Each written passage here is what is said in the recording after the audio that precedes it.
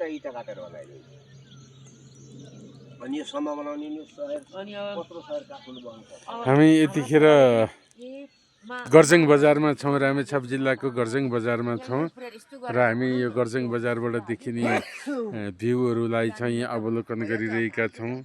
भ्यूहरूलाई mobile क्यामेरामा कैद गरिरहेका छौँ। यतिखेर मसँग हुनुहुन्छ मेरा आदरणीय दाई राजु खड्का, कुबेर खड्का, दिदी, भाउजूहरू यहाँ छौँ। हामी यो दृश्यमा अगाडिपट्टि माथि दृश्यमा जो गाउँ देखिरहेका छौँ, यो गाउँ चाके गाउँ भनिँदो रहेछ। यो गाउँलाई यहाँका स्थानीयहरूले भनेअनुसार यो गाउँलाई चाके गाउँ भनिँदो रहेछ। यो चाहिँ यो ठाउँको पुरानो बस्ती पनि हो, पुरानो मानव सभ्यता भएको गाउँ हो यो। अगाडिपट्टि हामीले यो चाहिँ पहाड जङ्गल देखिरहेका छौँ। यो पहाड जङ्गल पनि यहाँको सौन्दर्यता हो र यो सौन्दर्यताको बिचमा अवस्थित छ गर्जङ बजार। यो चाहिँ लगभग 1 शताब्दी पुरानो बजार हो।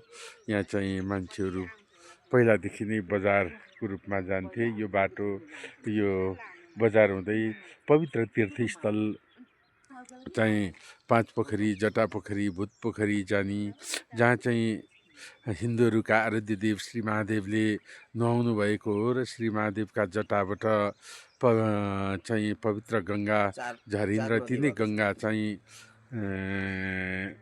यहाँ तल आइपुग्दाखेरि खिम्ती खोलाको नामले पुकारिन्छन्।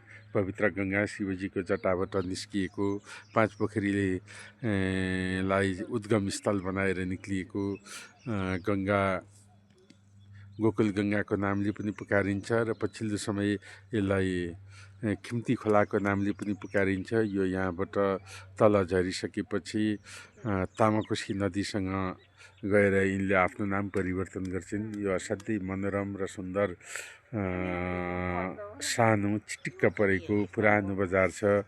यो बजारलाई हेर्दाखेरि जो कोहीको पनि यहाँको दृश्य देख्दाखेरि जो कोहीलाई पनि नेपाल स्वर्ग हो भन्ने कुरा भनिरहनु पर्दैन, उसले स्वर्गको अनुभूति आफै गर्न सक्छ। त्यसकारण यो मनोरम स्थलमा हामी उभिएका छौँ। यो स्थलमा उभिएर तपाईँहरूलाई यो भिडियो देखाइरहँदाखेरि म गौरवान्वित छु। नेपाल यति सुन्दर छ र यही सुन्दर देशलाई छोडेर हामी कृत्रिम सुन्दरता खोजिरहेका छौँ, कृत्रिम सुन्दरताको पछि लागिरहेका छौँ।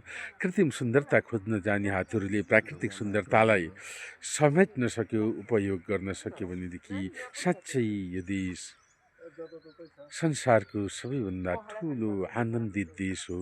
स्वर्गको एक टुक्रा नेपाल हो। यही नेपाली भूमिबाट तपाईँहरू सबैलाई हार्दिक नमन, तपाईँहरू सबैलाई हार्दिक नमन।